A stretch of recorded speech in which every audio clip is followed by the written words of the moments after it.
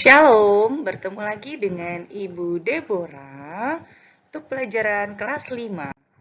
Pada hari ini kita bertemu dalam pendidikan agama Kristen dan budi pekerti kelas 5.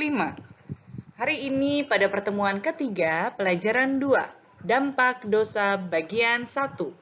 Nanti anak-anak akan baca Kejadian pasal 4 ya sebelum kita lanjut pada slide selanjutnya.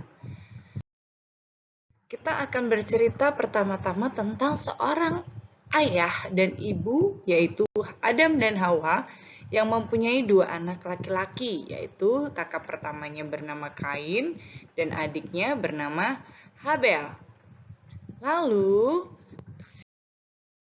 Kainnya ini menjadi seorang petani dan Habel adiknya menjadi gembala kambing domba. Nah, pada suatu hari tibalah waktunya Kain dan Habel memberikan persembahan kepada Tuhan. Nah, yang terjadi, Kain mempersembahkan sebagian hasil tanah itu kepada Tuhan karena Kain adalah seorang petani. Lalu, Tuhan tidak menerima persembahan dari Kain. Kenapa ya? Nah, kalau Kain mempersembahkan seluruh hasil tanahnya, yaitu buah-buahan yang dia tanam, si Habel mempersembahkan daging lemak anak sulung kambing dombanya dipersembahkan kepada Tuhan. Apa yang terjadi? Yang terjadi api dari langit membakarnya, tanda Habel bahwa Tuhan menerima persembahan dari Habel. Nah, ini kakaknya Kain. Dari wajahnya kita bisa melihat ya bahwa Kain menjadi sangat marah, wajahnya menjadi sangat muram. Kenapa?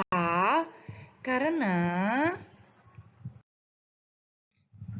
persembahan Kain tidak diterima oleh Tuhan.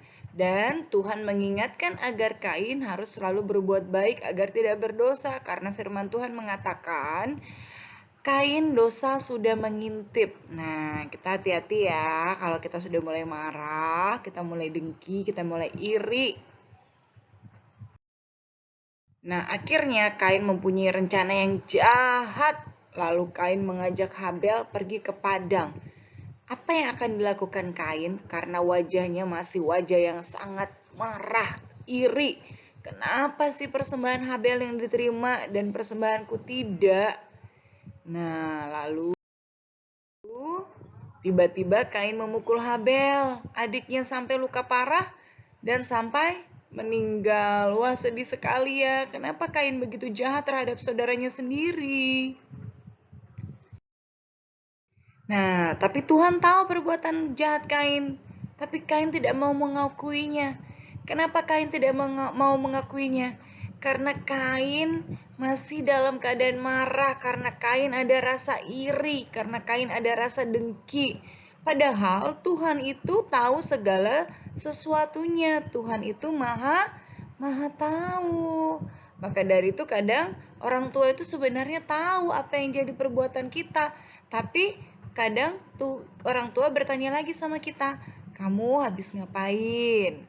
Nah, kalau kita nggak mau berkata jujur, sebenarnya orang tua kita itu sudah tahu. Lalu, hukuman Tuhan kepada Kain adalah Tuhan tidak memberkati Kain dan Kain menjadi seorang pengembara. Dan firman Tuhan mengatakan bahwa tidak akan ada satupun yang akan membunuh Kain. Nah, jadi dimanapun, walaupun Tuhan menghukum Kain, tetapi dimanapun Kain berada, Tuhan melindunginya. Seperti firman Tuhan tadi ya, bahwa tidak ada satupun orang yang akan membunuh Kain.